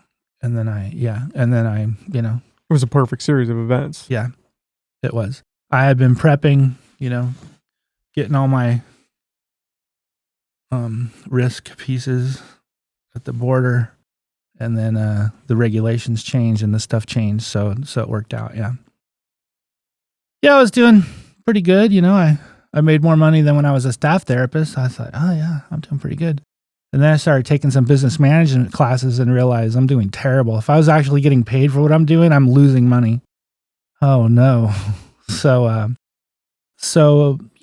really diligent learning clinical stuff for all those years. And then probably the last 4 or 5 years, I've been learning more about business. And I'll never be done learning about it, but I think I know enough now where I need to kind of look in this clinical thing again, trying to get this sacroiliac. What I would really like to do, if I talk about it, then I guess it has to happen. But what I would really like to do is I learned from that telehealth phase. COVID, of course, it was no fun, but it brought on things too. Big things like that create change that sometimes are positive. I'm in my clinic. I'm taking up a certain amount of floor space, but if I could figure out this sacroiliac thing well enough, like if you also have a back pain, if you also have hip arthritis, this isn't for you. But if I could get my criteria really cleaned up and do evidence to prove it, I could do it online. A lot of what I do is manual now. I know that this muscle is not doing what it's supposed to. Let me work on it. But the real simple sacroiliac ones, I don't think really need that. And so then I could advertise all over California. I'm licensed in California. Right now I'm working in Humboldt County. And if I just need a room. I don't have to be in my clinic. And I don't have to be here, really. I could be in Fremont. Broadcast it out. Yeah, I could be in Fremont. You just document where you are. Or I could be in Oregon, I just have to also get licensed in Oregon. But, there's lots of ways to look at things. And you grow up learning from people that you look up to, and then sometimes you find out they don't know what they're doing. And so, I have this saying at work, because we always did it is not a good reason to do it. What do we want to do, and what's the best way to do that? And last April, I had 12 employees. Now I have 8. I engineered that down. We're doing the same production. We haven't dropped off anything. But we always used to do this. Well, why are we doing that though? Looks like we don't need to do that actually. I outsourced my billing. I did certain things, but yeah, that's ongoing. And I think that applies probably to everything, just looking at how you're doing whatever you do and what's the best way to do it. I'm obsessed with that. Yeah, just because you've been doing it this way for a long time doesn't mean it's the best way. I had a guy in here who used to run the audio for me during these live streams for a period of time. And he would look when I would be editing the podcast in post-production, he would look at what I was doing. He was like, why are you doing? I mean, I had detailed spreadsheets of how I broke down each podcast. And he's like, why are you doing that? Like, oh, well, I was just, time coding everything. And he's like, yeah, but why? Like, I'm putting a ton of time into this and it adds no value. It doesn't go out to anybody. I was doing it more for self-documentation of, okay, I clipped this part from this time. This is what we talked about. But it didn't translate to anything actually for the podcast. Yeah. But I had gotten into this time loop of, oh, this is just what I do each podcast. I was like, okay, trim the fat. Yeah. Don't do this anymore. Yeah. But sometimes it takes that outside perspective of what are we doing here? Why are you doing this? Yeah. In physical therapy, they'll teach you, you got to do these 8 tests. Well, these 2 are just going to make them worse if they have what I think. And this, I don't, I was talking to him. I don't think I'm going to do these 3 tests. If I don't find anything conclusive, I'll do more. But, oh yeah, it is this. Okay. Now let's not waste 15 other minutes, Let's get right to what works. What works, That's what we should all be. What works and how's it work the best? That's what we should, at least in my field, what we should be doing, I think that's applicable to every field. Yeah. Just trim the fat. Figure out how you can cut down what you're doing to what's really just necessary. Yeah. It's funny. I'm going to pivot a little, but I play drums and I've played since I was 10. You've got a band, right? Yeah. Yeah. It's called Wild Otis. It's not my band, but I'm in it. We just played at the Trinidad Arts Alive. I don't think they call it that. Art Night, maybe, August 26th. We're going to play again at Mad River Brewery in Blue Lake, October 13th. So when we're all healthy and we're going, we play about once a month, and it's fun. When I first opened the office, I was like, ooh, I don't know, should I be doing this? Or I got to make sure this works. And I realized if I don't do something else, I'm going to think the same 5 thoughts all day. So it gives me, something else to do. But in January, I was leaning back on my couch and I fell asleep with my head forward. And little discomfort that hurt, and the PT at the office was able to get it to stop hurting. But after about a week, I had no strength in my arm. I was having to hold my elbow to brush my teeth. And I think what happened was one of my vertebrae slipped forward and stretched the capsule that holds it in place. And so my muscles shut off because pain inhibits muscles. And my shoulder blade was hanging down and stretched all my nerves. So that's as least fun as it sounds. But I got all my neck muscles and shoulder blade muscles back working. But one of the things that bothered it most was playing my hi-hat, reaching over there. And I'm like, oh, am I done playing drums? That would suck. And it just so happened, I always think of biomechanical. It's like a curse. If I sit at a mall and watch people walk, it's like, oh, that's a Trendelenburg gate. Oh, look at that. Anyway, you see these drum sets all spread out. That's not very economical. And so I'm always trying to get my drum set da-da-da-da is easier than da-da-da-da. So I always thought, I should have my hi-hat in the middle, but I couldn't find any, I never found any equipment like that. So this happened to me, and I'm happy watching this. Danny Carey's a drummer for Tool. So he's doing this solo is why I'm watching him. I realize his hi-hat's in the middle. How do you do that? So I'm looking at pictures, So he, instead of just the stand, he has a pedal and then a cable, and you mount it somewhere else. So that's what I have now. I have that hi-hat mounted in the middle, and it's like, this is like cheating. Holy, I should have did this a long time ago. So it's better for my neck, but it's just better anyway. I did it that other way all those years, but just because I had always done it or it's tradition or whatever, that doesn't mean it was best, Now it's there. I can play with either hand on that. It's cool. Trim the fat. Yeah, trim the fat. Yeah, music. Music, jujitsu. Were you Mhm. worried at all about jujitsu tearing something? Because that seems. I mean, you want to talk about injury prone. The thing that bothered me most, my black belt is in stand-up Japanese jiu-jitsu. I only did Brazilian jiu-jitsu for about 8 months because we had great instructors up here. This guy, Hal Faulkner, he got his black belt from Hicks and Gracie. I mean, you just don't do that. I think that's right. Is that Lost Boys up there? I think they came from him. Hal would be older now, and I haven't talked to him in a long time. He might have even passed away, but I moved up here in 2005. I mean, he's got pictures with him with the Gracies in the backyard before the UFC ever happened.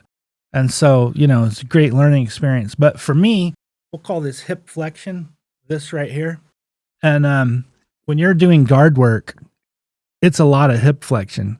So that particular thing wasn't the best thing for me, I understand it. I know the positions, but unless I want to have neck pain all the time, it's not the best thing for me. So, I've done a lot of other martial arts too, but not since I opened this. I cornered a guy at an event in Hoopa, and then I put my name in to fight, but they never called me. And then I started my business, and I don't even do martial arts anymore. I don't have time, but I mean, I still like it, and I watch the UFCs, but you just can't do everything, Was that one of those championships they do where they're bringing in anybody that wants to do it? There's some production company around here that does. It was a promotion that put on fights. There's local MMA fighting everywhere. Have you seen that slap fighting that they're doing now? I don't know, man. That was tough. That's like part of martial arts is seeing if you can figure out how not to get hit. They're just that signing one up you're just to be taking hit. it. Yeah, this is CTE, man. I don't know. Yeah, I wonder what those guys are going to deal with that in 10 years. And some of them, I mean, they get racked up. They're asleep on the way down. It's weird watching someone get knocked out from a slap. Yeah. There's a production company doing those. I think like Blue Lake or Bear River or one of those. Yeah. I don't remember the name, but certainly our MMA community has grown here. We have fighters here that have been in the UFC. And martial arts is old, and certain martial arts don't punch with the fist. And the reason they wear gloves in MMA is not for the face; it's to protect the hands, because you break your hands if you. Which is ironic because you're probably throwing harder punches because of it. Mm-hmm. Yeah, but there's martial arts that do only open hand palm striking and whatnot. Yeah, martial arts is cool. Music, martial arts, physical therapy. I could just talk all day, It's a well-rounded trio. Yeah. It's movement, right? Okay, so it might be an exercise if my rotator cuff is bad, or if someone's punching me, it might be a block, or maybe I'm just dancing. Yeah. Do you think, as like a key takeaway from this, obviously people need to do weight training to keep up their strength because you are losing bone density, muscle mass. Mm-hmm. Is mobility pretty high up there? I've always heard mobility touted. I know I need to do more of it. I don't.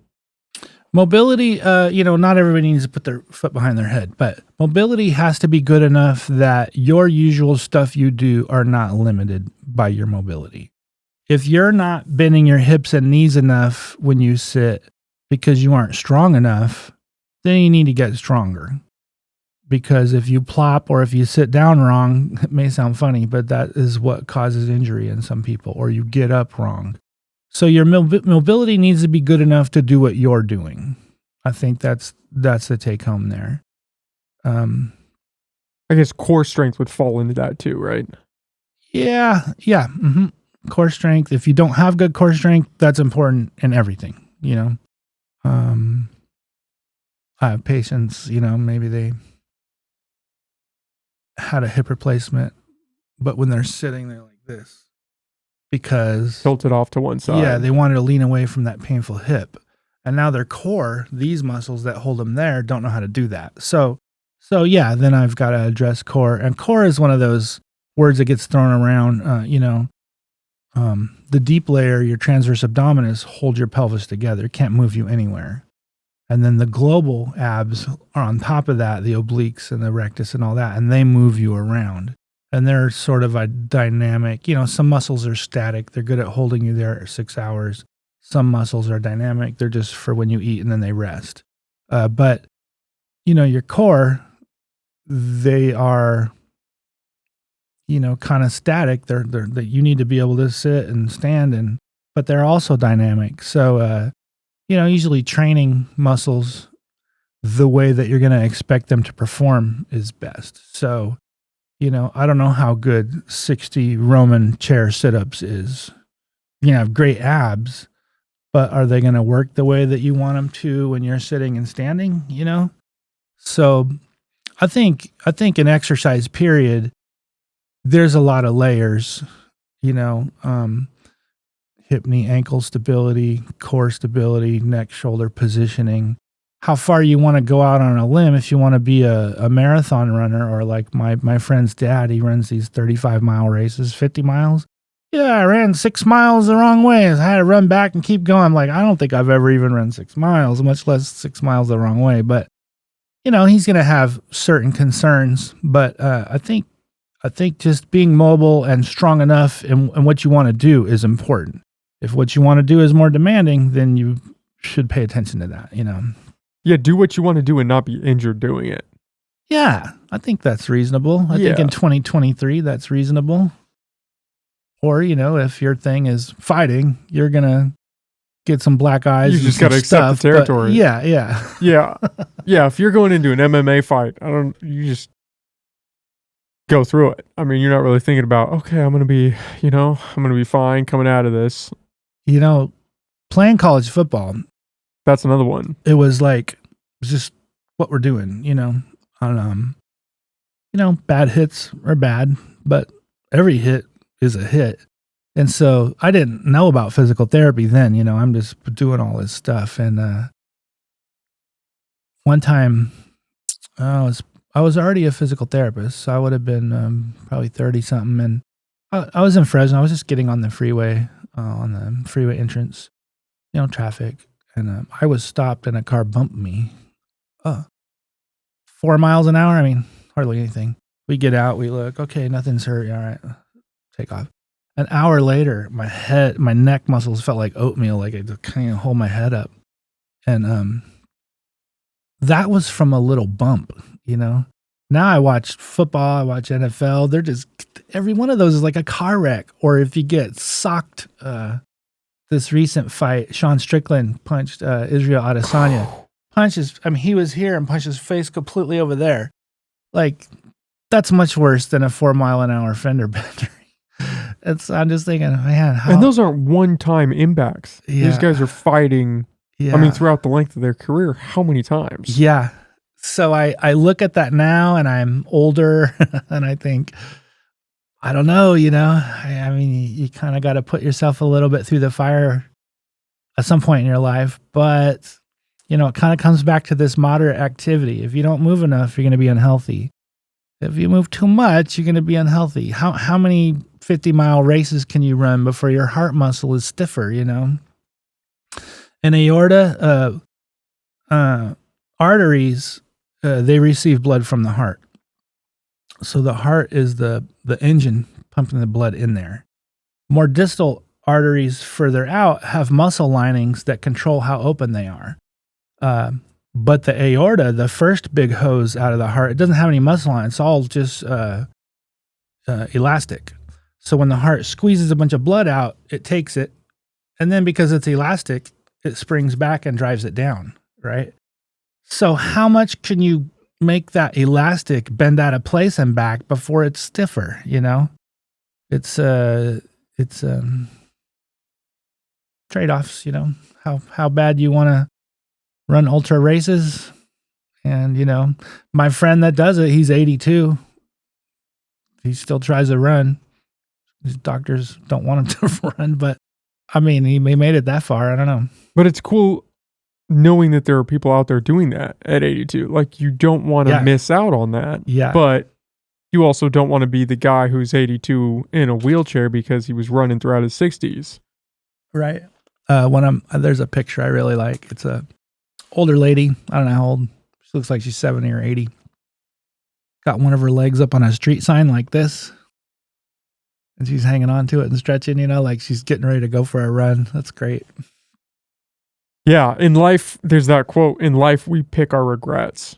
And I think you just have to keep that in the back of your mind. Are you going to regret not running those ultra marathons more than you are doing it? Right. And can you live with whatever you decide? Right. I think that's good thinking. Okay, well, James, thanks for doing this, man. Yeah. I appreciate you coming on and talking with me. Yeah, thanks for having me. This is great. Do you want to plug all of your stuff where people can find you? Sure. Humboldt Physical Therapy. Physical therapy has to do with how you move around, movements you make, positions you get in. If you can't do stuff that's normal for you, then you probably need physical therapy. So you come see us and we're going to figure out why. Is it pain or stiffness or whatever it is? We're going to try and get rid of that. And then we're going to remind your body what normal is. Without looking, I can touch the tip of my toe. Tip of your nose. My nose, sorry, or my ear.